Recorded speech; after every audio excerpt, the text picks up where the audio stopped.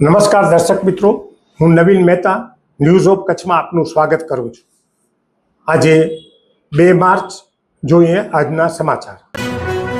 Kalapurnam plywood and laminate તમામ પ્રકારના plywood તથા હાર્ડવેર માટેની ખરીદીનું ઉત્તમ સ્થળ કલાપૂર્ણમ આર્કેડ, બીસીસીબી બેંક સામે, new station road, Bhuj. Ketu Mehta 9408619451। ખાવડામાં પ્રચંડ ધડાકામાં ઘાયલ થયેલ બાળકનું કરુણ મોત થયું।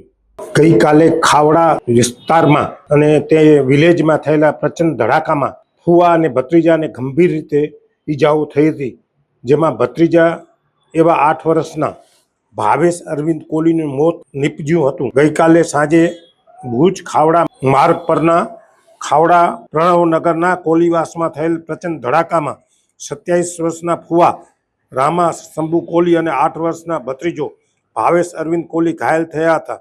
મૂળ ભચાઉના એવા અરવિંદ કોહલી મજૂરી અર્થે હાલે પરિવાર સાથે ખાવડામાં રહે છે।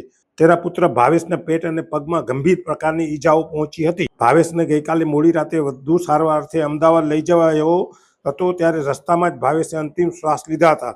આમ આ ભેદી ધડાકો આ બાળક માટે પ્રાણઘાતક નીવડ્યો હતો।